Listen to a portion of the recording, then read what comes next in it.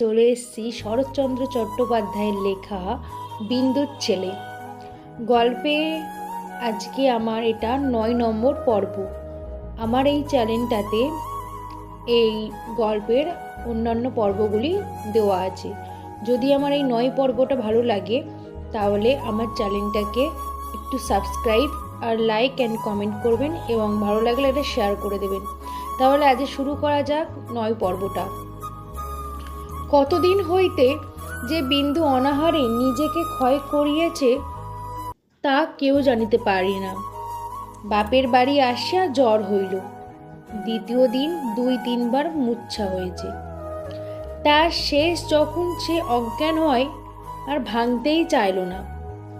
অনেক চেষ্টায় অনেক পরে যখন তার চৈতন্য ফিরিয়া আসলো তখন দুর্বল নারী একেবারে বসিয়া গিয়েছে।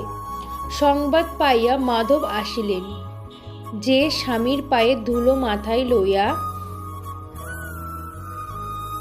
দাঁতে দাঁত চাপিয়া শুইয়া রইলেন। শত অনুনয়, এক ফোঁটাতেও দুধ পর্যন্ত গিলল না। মাধব হতাশ হইয়া বললেন, আত্মহত্যা করছো কেন বিন্দু?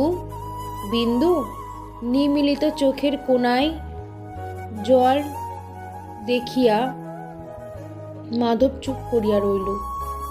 কিছুক্ষণ পর আস্তে আস্তে বলল, বিন্দু, আমার সমস্ত কিন্তু অমূল্যের, শুধু 1002 টাকা নরেনকে দিও, সে আমার অমূল্যকে ভালোবাসে।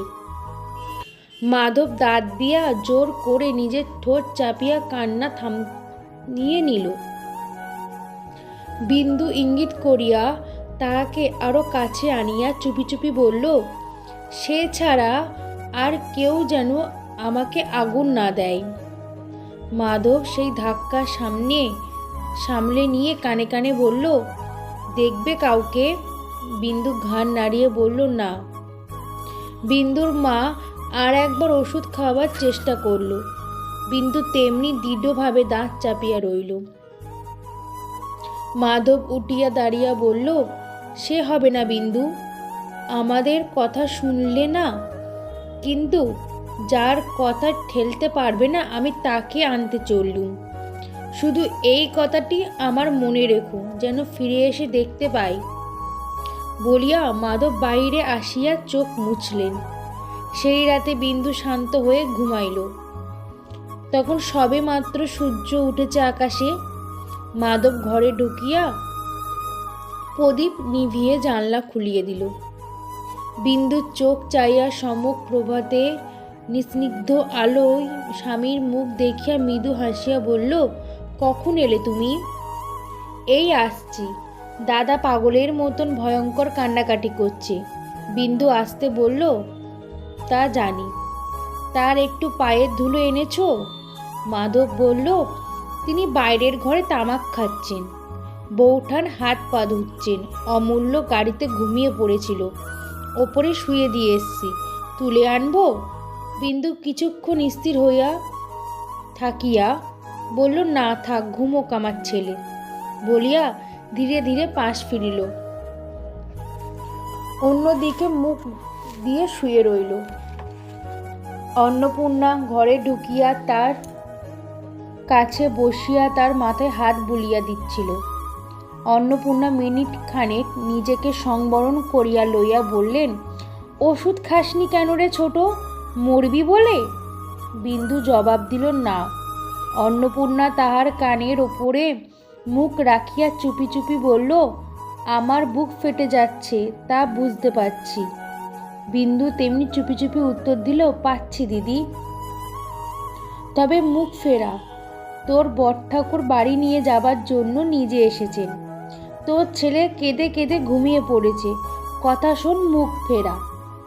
বিন্দু তথাপি মুখ ফিরাল না, মাথা নাড়িয়ে বলল, না দিদি, আগে বলো। অন্নপূর্ণা বলছে, কি বলবো বল? বলছি ছোট, বলছি, শুধু তুই একবার বাড়ি ফিরে আয় ছোট। এই সময় যাদব দ্বারের কাছে আসিয়া দাঁড়াতেই অন্নপূর্ণা বিন্দুর মাথার ওপরে চাদর টানিয়া দিল। যাদব এক মুহূর্তে আপাতমস্তক বস্ত্র আবৃত তার অবশেষ স্নেহ পাত্রী ছোট বধূর পানে চাইয়া থাকিয়া অশ্রু নিরোধ করিয়া বললেন, বাড়ি চলো মা, আমি নিতে এসেছি।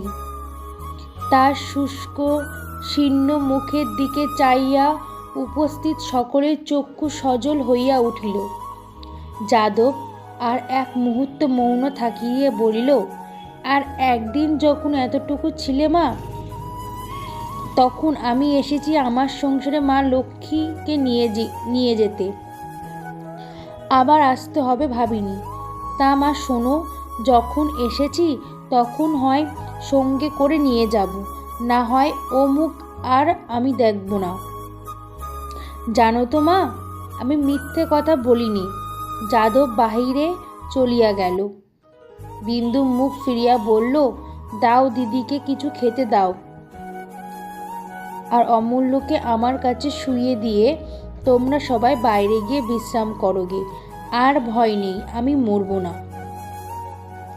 তাহলে আজকের মতন আমি আমার এই বিন্দুর ছেলে গল্প সম্পূর্ণ পাঠটি শেষ করলাম। যদি আমার এই বিন্দুর ছেলে গল্পটি ভালো লেগে থাকে তাহলে আমার চ্যানেলকে একটা লাইক, একটা কমেন্ট আর লাইকটাকে একটা সাবস্ক্রাইব করে দেবেন।